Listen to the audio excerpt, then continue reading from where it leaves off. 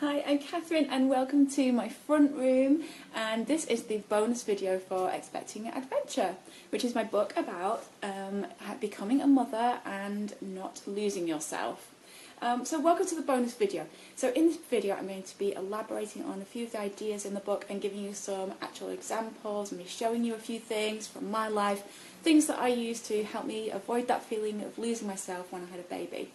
So in the book I go into a lot more detail about a lot of different issues and reasons and challenges that affect our identity as mothers, as women, but I'm going to be talking specifically in this video 7 ways of helping to keep your identity alive when you have a baby. So first of all I want to explain a little bit more about why I made the book, because I don't know if you've read it yet or if you haven't read it, but I'll just briefly go over the reasons why I made it. So it's about this idea that when you have a baby you lose yourself, and when I was pregnant and thinking about having a baby, or even before that, it was something that really freaked me out, this idea of losing yourself. And this I found when I was doing some art journaling. I did a little art journal about this. As you can see, it says losing myself, and it says, I think this is one of my greatest fears about having kids. Everything that I've built up in my life today, everything that makes me me, gone, replaced by some generic, faceless mother/wife clone, the end of me. So this was just me journaling about some of the fears that I had, and this was in 2009, and I didn't actually have my first child till 2012, so it was something that concerned me. And I know that I'm not alone, because I keep finding all these blog posts and articles online about people saying that they're losing themselves, and when I read them I kind of freaked out and it put me off having kids.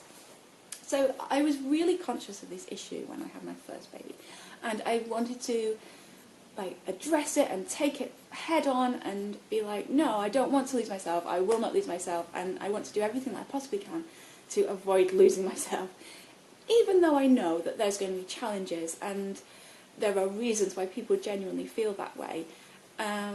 Being aware that that is something that people experience a lot is something that I want to kind of prepare for and to acknowledge and to counteract in whatever way I can. So the book is about that issue and how, practical ways and little tips and steps that I did and that other people have done to avoid losing themselves. So that's basically the book. So the other thing that I've provided is this little planner, which I made when I was pregnant with my first child, which I love, which is a mum-to-be survival kit and planner. Ta-da, can you see? So I was really thinking about planning for my life after baby, and you can download this as a little bonus to the book, and it's got a goal setting thing and lots of different planning things that you might be planning, like a hospital bag or things like that, ideas for baby names, whatever. So it's just loads of little printable planner for you to plan for your life after your baby. So don't forget to download that. It should be below this video, but somehow if you're not watching it on the page, go to toobusytoblog.co.uk/mothers and you should be able to find it there. Okay, so I talk a lot in the book about mindset and motivation as ways to help to keep our identity alive and to avoid the feeling of losing yourself.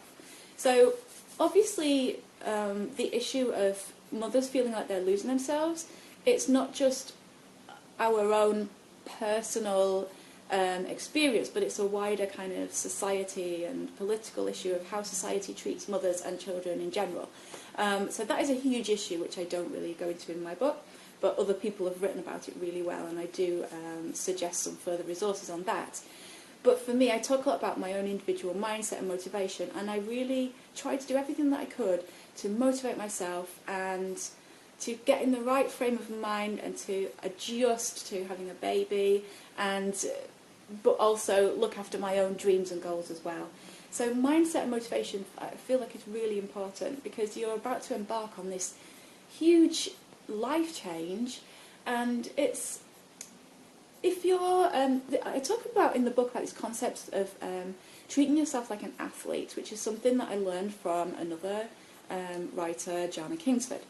And she says that we should treat ourselves as athletes in a way that, so for example, Like if you were doing a marathon, you would prepare, like you would treat yourself really well physically, drink lots of water, eat good food, vitamins, all of that, and also like mentally make sure you're in a good place, that you're really positive and that you can do this, and you might have a coach like coaching you and encouraging you. So in the same way, becoming a mother is like a big a challenge, a big thing that's going to happen to you, and you need to think of how you're going to help yourself to get through it. So like drink lots of water, eat vitamins, eat healthily, treat your body really well as much as you can, because you're going to need all the energy you can get, and also mentally, you know, mindset and motivation and things like that. So just to say as well, another thing that I don't talk about is postnatal depression, because I definitely don't have the expertise to talk about that. So obviously that is an issue that a lot of women do experience, and if that is the case, then please, you need to seek out some professional help. But if the things that I am suggesting don't sound good to you, then don't do them. Just come up with your own way. And that's one of the key messages in my book, is that you can be a mother in your own way and do the things that you want in your own way, because you're not going to lose yourself and your personality is still going to be in there. You're not going to have a personality swap. Like, it's something that I feared, people saying like their personality was like different and stuff. Like, that's not my experience at all. Like, I was still there, still me. So anyway, so there are various challenges that we encounter as new mothers to our identity, and I go into detail about them in the book. So I'm going to talk now about 7 ways of keeping your identity alive. So little actionable tips that you can do when you first have your baby, when you are looking after your baby yourself primarily, and yeah, just little things that you can do to keep that mindset good.